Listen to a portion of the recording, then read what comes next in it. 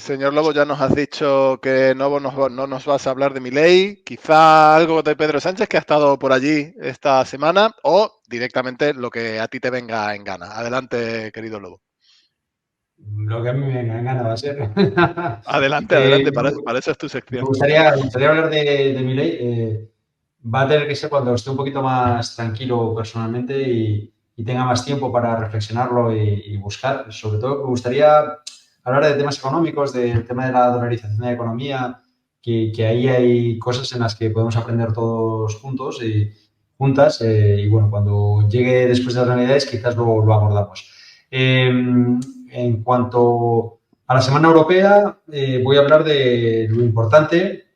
Y lo importante no ha sido la intervención de Pedro Sánchez, que ha tenido relevancia, pero lo importante ha sido la cumbre sobre las negociaciones o la luz verde para empezar las negociaciones de adhesión con Ucrania. Ya dije hace 2 semanas que la situación era muy tensa, que Orbán estaba diciendo que está dispuesto a negociar, perdón, a bloquear esa aprobación de comenzar las negociaciones de adhesión con Ucrania. Y una de las razones era porque parte del presupuesto de Hungría estaba retenido por los problemas que tiene de las reformas judiciales que han restado independencia a uno de los poderes esenciales del Estado, que es el Poder Judicial. Ha sido una cumbre realmente estrambótica y a veces esquizofrénica, porque Orbán se mantenía en sus 13 y para la Comisión Europea, en concreto para su presidenta Ursula von der Leyen, el iniciar las conversaciones de adhesión con Ucrania y Moldavia antes de finalizar el año era de vital importancia, por alguna razón que solo ella entiende, pero era de vital importancia, y se han forzado mucho los tiempos y Orbán decía que no. Entonces ha habido la típica escenificación europea. Macron invitó al Palacio del Elíseo a Orbán a cenar, le han intentado convencer por activa y por pasiva y al final se llegó a una solución muy europea. Y la solución muy europea es que en el momento de la votación Orbán se ausentaba. Entonces, por un lado, la unanimidad ya estaba con los 26 estados presentes menos Hungría, y él podía salvar un poco la cara diciendo que él no había votado.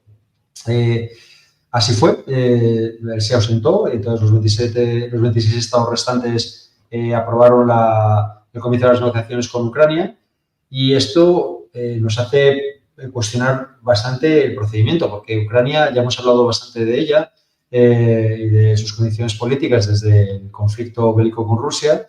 Hay que reconocer o recordar que es un país donde hay una corrupción crónica y difícil, hay con poca voluntad política de remediarla. Hemos también visto en programas anteriores la prohibición de partidos políticos, entre ellos el Partido Socialista Ucranio y el Partido Comunista, que son partidos que actualmente están prohibidos. Hay muchos líderes políticos que están en la cárcel. Es un país donde las relaciones homosexuales no son consentidas ni tienen un amparo legal. Hay minorías que están perseguidas, entre ellas la minoría húngara en Ucrania. Hay una muy débil separación de poderes, pero además Ucrania es el país más grande de Europa, geográficamente hablando. Y esto pone en cuestionamiento los posibles equilibrios si un país como Ucrania entrara en la Unión Europea. Además de que es una potencia agrícola. Siempre decimos que Ucrania es el granero de Europa y pondría también en jaque a tótems del proyecto europeo como Francia, en los que la política agraria común es uno de los pilares esenciales. Entonces, hay muchos elementos que hacen que Orbán se opusiera a la entrada de Ucrania, entre estos elementos los que acabamos de mencionar, pero también sus malas relaciones con Zelensky, que ha aprovechado cada ocasión que ha tenido pública para ridiculizar a Orbán, lo cual no es una estrategia muy interesante ni inteligente si pretendes que haya unanimidad para poder iniciar conversaciones para tu adhesión. Además, Orbán sabemos que es un aliado de Putin porque depende mucho de Rusia por temas energéticos y, al fin y al cabo, no entra en sus intereses nacionales. Pero bueno, se encontró esta fórmula por la que se ausentó se aprobó el inicio de las negociaciones con Ucrania, con Moldavia y Georgia se le ha declarado como uno de los candidatos. Cuando empezó el conflicto, también hablamos de ese famoso tratado del año 90 en el que Gorbachev acordó que la OTAN no llegaría más allá de la Alemania del Este y ya estamos hablando de que la OTAN se extenderá a Ucrania, Moldavia y probablemente Georgia, porque sabemos que los candidatos a entrar en la Unión Europea normalmente son candidatos que entran en la OTAN, lo cual no es una estrategia muy interesante tampoco para la Unión Europea o muy inteligente para con un socio del que dependemos tanto energética y diplomáticamente. Y esto era la primera parte, pero hay una segunda parte que es la revisión de los presupuestos europeos que se tenían que revisar porque además de iniciar las conversaciones con Ucrania se había decidido que se le iban a dar 50.000 millones de euros más a Ucrania y para eso había que revisar el presupuesto europeo, las aportaciones de cada país para continuar con la guerra. Y ahí sí que Orbán ha dicho que eso es una línea roja y que no, que la guerra tiene que terminar y que no va a contribuir con un euro húngaro a perseverar en esta carrera suicida que considera para los intereses europeos. Con esto se acaba un poco el análisis de una semana que ha sido muy tensa, que se ha resuelto como se suelen resolver las cosas en Europa, que es con un poco de pensamiento lateral. Señor Lobo, ¿te puedo hacer una pregunta? Sí. ¿Por qué Orbán da la sensación de tener tanto peso en la Unión Europea? Porque tiene el valor que otros líderes no tienen.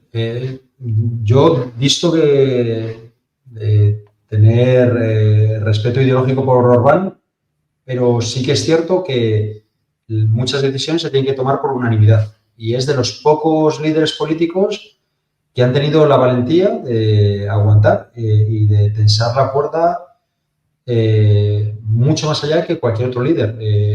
España lo podría haber hecho, Alemania lo podría haber hecho, Francia lo podría haber hecho, en multitud de ocasiones, nunca se ha hecho. Es verdad que hay un espíritu europeo que es curioso, es muy diferente a la política nacional. Cuando uno va de un Parlamento Nacional al contexto europeo, los políticos es verdad que tienen una relación mucho más cordial y hay mucha menos agresividad y siempre se intenta buscar el consenso. Es parte también de la cultura europea.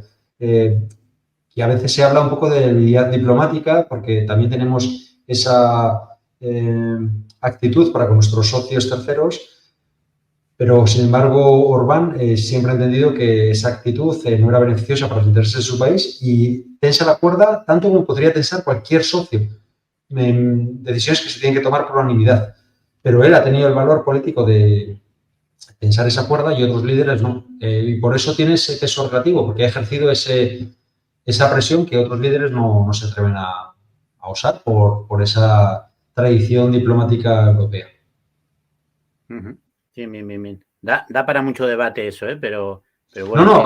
O sea, he intentado ser aséptico, en el sentido de que no quería... De hecho, mirad, voy a poner un pequeño vídeo, son 18 segundos, está en inglés, para que veáis un poco, viene muy bien. Es un vídeo de 18 segundos de Krog, que es el presidente, bueno, el primer ministro belga, en el que hace unas declaraciones cuando Orbán se va de la sala y le pone a parir y luego acaba diciendo no debería haber dicho esto. Es en inglés, está subtitulado, espero que lo entendáis. Son solo 18 segundos, pero te explica muy bien lo que son los líderes europeos, el respeto que hay entre ellos y cómo si alguna vez alguien se va de madre, se da cuenta que no es el contexto. O sea, que una cosa está en tu Parlamento Nacional y otra cosa está en el contexto europeo. Entonces, no sé si diga yo si puedo, son 18 segundos solo. Si lo compartes, lo pincho. Ahora mismo. Sí. Ahora mismo lo comparto. Como ya finalizando la sección Conexión con Disculpas Bruselas. Disculpas a la invitada. Que enseguida estamos con Sonia. Sí, disculpa. Lo pongo. Es un minuto, no pasa nada. Espera, aquí.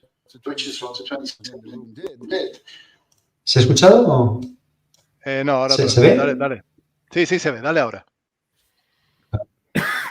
If you decide and you reach the decision, which is what the 27 in the room did, then you should not afterwards say, well, I have a different opinion on this. I mean, or if you're part of the decision, you agree with the decision, or afterwards you just have to keep your mouth shut. You should not have said that.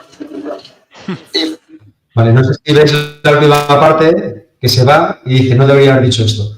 Sí. Indica un poco lo que son, ¿no? Lo que es el carácter de estas cumbres y el carácter de respeto que suele haber entre los líderes europeos, y es muy diferente del contexto nacional. Y aún así, Orbán suele empujar las líneas rojas más allá de lo tradicional en las cumbres europeas.